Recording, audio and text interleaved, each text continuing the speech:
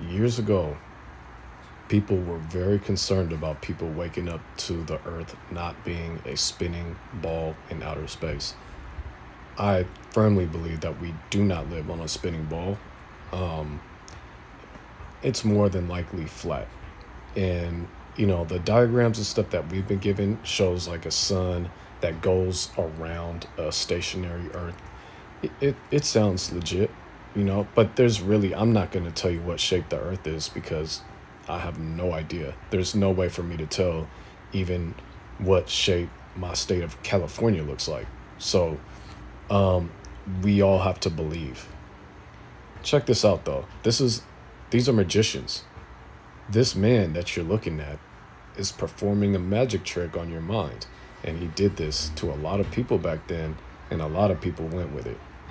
Just watch. Here's a map of ancient Egypt. I've inserted two sticks or obelisks, one up here in Alexandria and one down here in Syene. Now, if at a certain moment each stick casts no shadow at all, that's perfectly easy to understand, provided the Earth is flat. If the shadow at Syene is at a certain length, and the shadow at Alexandria is the same length, that also makes sense on a flat Earth. But how could it be, Eratosthenes asked, that at the same instant there was no shadow at Syene and a very substantial shadow at Alexandria? The only answer was that the surface of the Earth is curved. Not only that, but the greater the curvature, the bigger the difference in the lengths of the shadows. The sun is so far away that its rays are parallel when they reach the Earth. Sticks at different angles to the sun's rays will cast shadows at different lengths. For the observed difference in the shadow lengths, the distance between Alexandria and Syene had to be about 7 degrees along the surface of the Earth. By that I mean, if you imagine these sticks extending all the way down to the center of the Earth, they would there intersect at an angle of about 7 degrees. Well, 7 degrees is something. Wow. So that can be explained a million different ways, but they want you thinking the only explanation is that we live on a ball, a spinning ball going thousands of miles per hour, hurtling through outer space, chasing a ginormous sun that's 93 million miles away from us, that's quadruple, quintuple, whatever the size of whatever they give us, man. It's BS.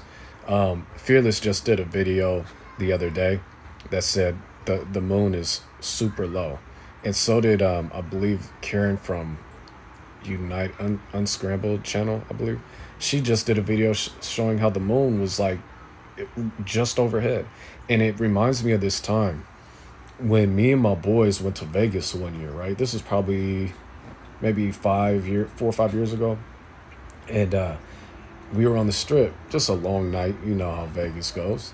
And we looked up, it was probably 4 in the morning.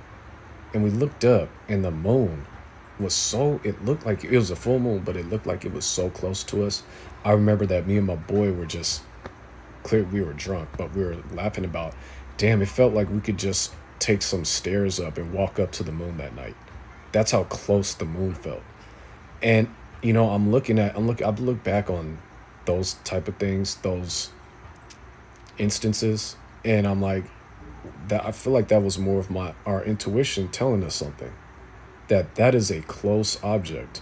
And they want you to think it's 250,000 miles away from us, and it's an object that's it's a round spherical rock in outer space. You could land on it and play golf on it and all types of shit. But it's more than that. To me, it does seem like it's its own source of light. It just looks like a light source in the sky to me. What it is, I have no idea. But we've been lied to. But yeah, and then I remember I was taking a flight to another state, and it was a nighttime flight. And I remember it was another full moon night. And I looked out the airplane window, and I promise, man, that moon just looked like it was like I could reach out and touch it. Like, that's how close it looked. They want to perform these magic tricks on you all the time. And You see where I started this video? Right about here.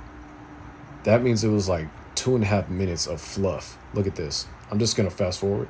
But it was just 2.5 minutes of like production, you know? Look at this. With music, with dramatic music in it. All this. That's part of the magic trick that lures you in. And you would think, man, they wouldn't just go through these lengths to tell us a lie. But, oh yes, they will. More to come.